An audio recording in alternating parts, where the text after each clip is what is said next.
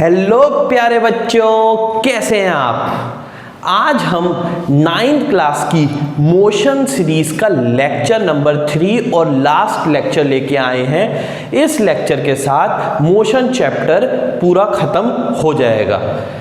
आज हम बच्चों इसके अंदर क्या पढ़ने वाले हैं, ग्राफ समझने वाले हैं और सर्कुलर मोशन टॉपिक समझने वाले हैं। वीडियो में लास्ट तक बने रहना, आपको सारे ग्राफ और टॉपिक सर्कुलर मोशन समझ आ जाएगा। पूरा वीडियो जरूर देखना, प्रॉमिस के साथ कह रहा हूं, समझ आ जाएगा। अगर समझ आ जाए तो वीडियो को लाइक कमेंट जरूर करना, और ना समझ आए तो डिसलाइक और भी लिख देना कि क्या नहीं समझ आया। कोई प्रॉब्लम नहीं है, लाइक डिसलाइक, लेकिन अपने कमेंट जरूर करना और एंड तक देखना, फिर डिसीजन लेना कि कैसा लगा lecture. Let's start the topic. आज हम शुरू कर रहे हैं ग्राफ्स। चलिए बच्चों, पहले टाइप के बाबू जो ग्राफ हमने समझने हैं वो है distance type graph. Distance time graph, पहला टाइप का ग्राफ डिस्टेंस टाइम ग्राफ। यहां लिख देना है आपको डिस्टेंस, यहां लिख देना है आपको टाइम। अब आप देखिए स्पीड क्या होता है।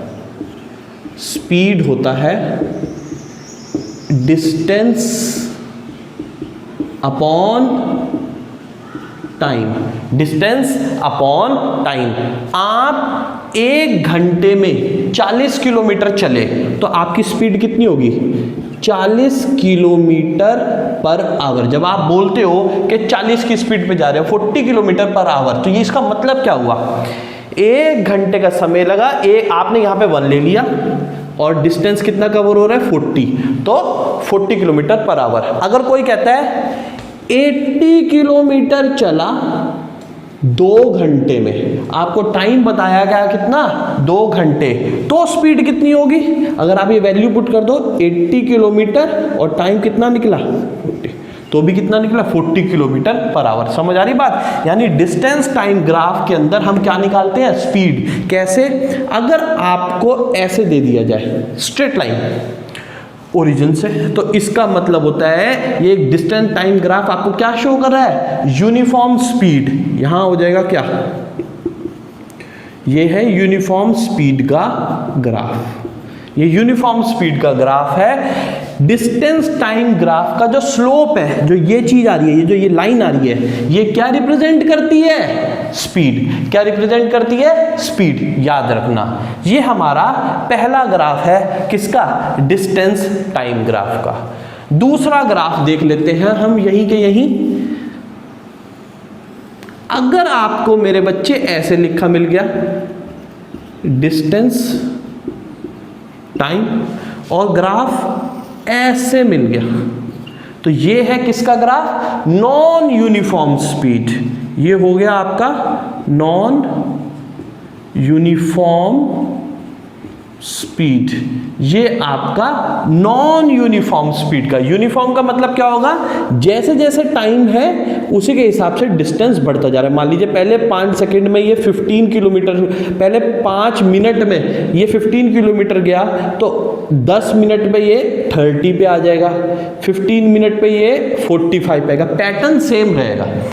पहले 5 मिनट में अगर ये मान लो 15 किलोमीटर गया, मान लो, तो यहाँ 10 मिनट हुआ, डिस्टेंस कितना, 5 का फर्क है, यहाँ हो जाएगा 30 किलोमीटर। 15 मिनट का टाइम हुआ तो यहाँ हो जाएगा 45 किलोमीटर। इसका मतलब है आपकी स्पीड क्या है, यूनिफॉर्म। लेकिन यहाँ क्या होगा, नॉन यूनिफॉर्म, कुछ नहीं पता। मान लो पहले 5 मिनट में तो ये चला 15 किलोमीटर, अगले 5 मिनट में ये 25 किलोमीटर, उससे अगले 5 मिनट में ये सिर्फ 8 किलोमीटर, कुछ भी चेंज। तो हम इसको क्या बोलते हैं, नॉन यूनिफॉर्म मोशन। ठीक है, ये आपका ग्राफ हो गया नॉन यूनिफॉर्म मोशन का, नॉन यूनिफॉर्म स्पीड का। ये बात समझ आ गई आपको। अब आ जाइए कि नेक्स्ट टाइप के ग्राफ पर, वो है स्पीड टाइम ग्राफ। मैं रब कर देता हूं बोर्ड। सेकेंड टाइप के ग्राफ आ गए हैं अब आपके पास। वो क्या है, पूरा वीडियो देखना तब समझ आता जाएगा आपको। दो ग्राफ हो चुके हैं, यूनिफॉर्म और non uniform distance time graph का। अब मेरे बच्चों आ रहा है स्पीड टाइम ग्राफ, या आप बोल लो वेलोसिटी टाइम ग्राफ। सिर्फ फर्क कहां आ जाएगा, स्पीड और वेलोसिटी बोल रहे हो या वेलोसिटी स्पीड टाइम बोल रहे हो या वेलोसिटी टाइम ग्राफ। चलिए देखते हैं इसके अंदर। स्पीड टाइम ग्राफ में एक तरफ लिखा है स्पीड और दूसरी तरफ लिखा है टाइम। अब ध्यान देना, अगर ग्राफ ऐसा आ गया, इसका क्या मतलब है, इसका मतलब है स्पीड आपकी कांस्टेंट है, कांस्टेंट स्पीड। देखो समझो, मान लो गाड़ी की स्टार्ट हुआ, जीरो टाइम है, या आपकी गाड़ी की स्पीड 50 किलोमीटर पर आवर है, टाइम ये हो गया तो भी गाड़ी की स्पीड कितनी है 50 किलोमीटर। टाइम यहाँ आ गया तो भी गाड़ी की स्पीड कितनी है 50 किलोमीटर। टाइम यहाँ आ गया 50। समय बढ़ता जा रहा है और गाड़ी की स्पीड कांस्टेंट है। इसका मतलब ये ग्राफ किसका हो गया, कांस्टेंट स्पीड का ग्राफ हो गया। कोई डाउट इसके अंदर? चलिए अब इसी में ही दूसरा ग्राफ समझ लेते हैं। यहां लिख दिया क्या, स्पीड, और यहां लिख दिया क्या, टाइम। अब जैसे पिछले ग्राफ में किया था ऐसे ये देखिए, एक्सेलरेशन क्या होता है, चेंज इन स्पीड या change in velocity upon time, v minus you upon T, speed में फर्क अपॉन टाइम। तो जैसे पिछले में था, एक ये ग्राफ बनेगा आपका, ये किसका होगा, यूनिफॉर्म एक्सेलरेशन। ये ग्राफ आपको क्या रिप्रेजेंट कर रहा है, यूनिफॉर्म एक्सेलरेशन। इसको अच्छे से याद कर लेना कि जैसे जैसे टाइम बढ़ता जा रहा है वैसे वैसे आपकी स्पीड बढ़ती जा रही है, बढ़ती जा रही है, बढ़ती जा रही है। अब यार ऐसा भी तो हो सकता है जैसे जैसे टाइम बढ़े आपकी स्पीड घटती जा रही है, आपने ब्रेक मार दी, ब्रेक मारोगे तो क्या होगा, आपकी स्पीड घटती जाएगी। मान लो जीरो टाइम पे आपकी गाड़ी की स्पीड वही है 50, यहां लिख दो स्पीड और यहां लिख दो टाइम। जब स्टार्टिंग हुई गाड़ी की स्पीड कितनी है 50, मैंने ब्रेक मारी गाड़ी की, यहां जैसे जैसे टाइम बढ़ता जा रहा है, टाइम यहां आ गया और आप देखो इसको ऊपर की तरफ ले जाओ, ये कहां मिल रहा है, यहां पर गाड़ी की स्पीड कम हो गई। अब मान लो यहां आ गए, ऊपर ले जाओ, इधर गाड़ी की स्पीड और कम हो गई, और ऊपर जाओ, ये सिर्फ यही मिल गया। तो टाइम तो इतना हो गया, स्पीड इतनी है, टाइम इतना, स्पीड ये। तो यानी कि जैसे जैसे टाइम बढ़ता जा रहा है स्पीड घटती जा रही है। इसको बोला हमने यूनिफॉर्म एक्सेलरेशन। और मेरे बच्चे इस ग्राफ को आप क्या बोलोगे, यूनिफॉर्म रिटार्डेशन। यूनिफॉर्म, यहां से लिखना यूनिफॉर्म रिटार्डेशन, ध्यान रहेगा ये यूनिफॉर्म रिटार्डेशन। 3 ग्राफ हो गए, 1 2 3। उसके बाद कोई और ग्राफ यहां, बिल्कुल यहां एक और ग्राफ बनता है आपका। क्या है ग्राफ, दूसरे टाइप के न्यूमेरिकल ये चल रहे हैं ग्राफ। ऐसे अभी पीछे गया था यूनिफॉर्म एक्सेलरेशन का, ये भी हो सकता है। यहां लिख दिया आपने स्पीड और यहां लिख दिया क्या, टाइम।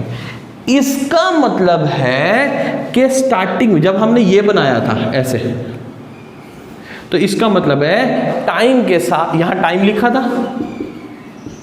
और यहां स्पीड लिखा था। इसका मतलब है जब टाइम 0 है तो स्पीड भी क्या है, 0।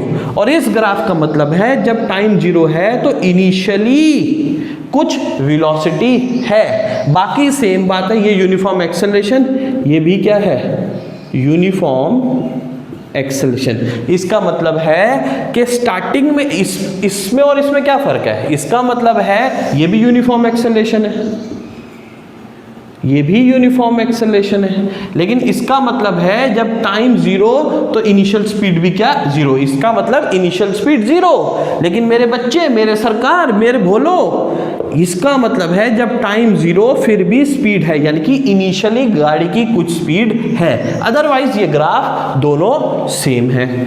फिफ्थ टाइप का ग्राफ यहां बनता है नॉन यूनिफॉर्म एक्सेलरेशन का। समय के साथ गाड़ी की स्पीड चेंज हो रही है, चेंज का मतलब बढ़ भी रही है, घट भी रही है, कुछ भी हो सकता है, तो ये नॉन यूनिफॉर्म हो जाएगा, नॉन यूनिफॉर्म एक्सेलरेशन। तो इस तरीके से आप कुछ ग्राफ्स कर सकते हैं, distance time graph, speed time graph. अगर डिस्टेंस की जगह मैं डिस्प्लेसमेंट लिख दूं, पिछले वाले ग्राफ में डिस्टेंस टाइम की जगह मेरे बच्चे मैं डिस्प्लेसमेंट टाइम लिख दूं, तो स्पीड की जगह जो ग्राफ बनेगा उसके अंदर स्पीड की जगह वर्ड क्या आ जाएगा, वेलोसिटी। बस सीधा सा फंडा क्या है, डिस्टेंस टाइम ग्राफ, तो ये निकालेगा स्पीड।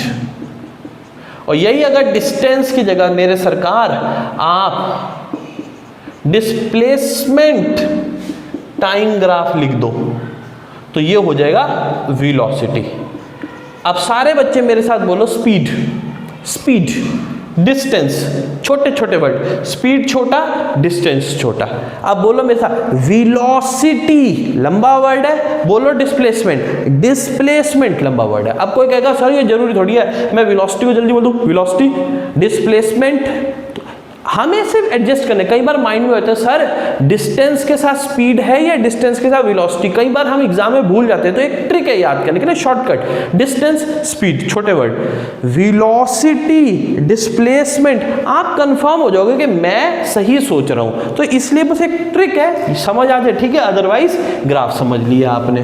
चलिए नेक्स्ट टॉपिक जो यहां से आपको समझना है मेरे भोलो, वो है सर्कुलर मोशन। कहीं जाने की जरूरत नहीं है, पूरा का पूरा टॉपिक समझना है, यहीं के यहीं रहना है, बिल्कुल कहीं नहीं जाना। लाइक करो, डिसलाइक करो, कमेंट करो, शेयर करो, जो करना है करो, लेकिन यहीं बने रहो, समझे। आ जाइए सर्कुलर मोशन में।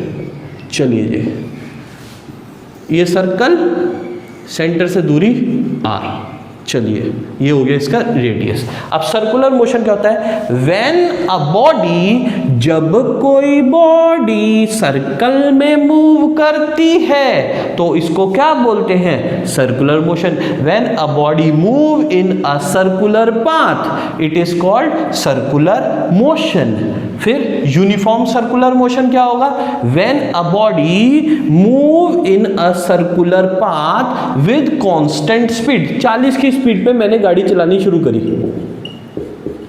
40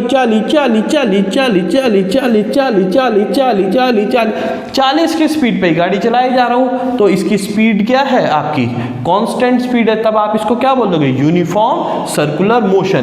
पर मेरे सरकार एक बात ध्यान रखो, भले ही मेरा मैग्नीट्यूड सेम है, मेरा मैग्नीट्यूड सेम है 40, पर हर एक पल यहां देखो इसकी डायरेक्शन ऐसे, यहां देखो इसकी डायरेक्शन ऐसे, यहां देखो इसकी डायरेक्शन ऐसे, इसकी डायरेक्शन। सर्कुलर मोशन में हर पल स्पीड मेरे सरकार बदलती, सॉरी डायरेक्शन, हर एक पॉइंट पे इसकी डायरेक्शन, इस पॉइंट पे डायरेक्शन इधर, इस पॉइंट पे डायरेक्शन इधर, हर पॉइंट पे डायरेक्शन अलग होती है। स्पीड कांस्टेंट बोली मैंने, लेकिन डायरेक्शन बदल रही है। क्लियर हो रहा है। तो हम इसको यूनिफॉर्म स्पीड होने के बावजूद भी क्या बोलते हैं, एक्सेलरेटेड मोशन।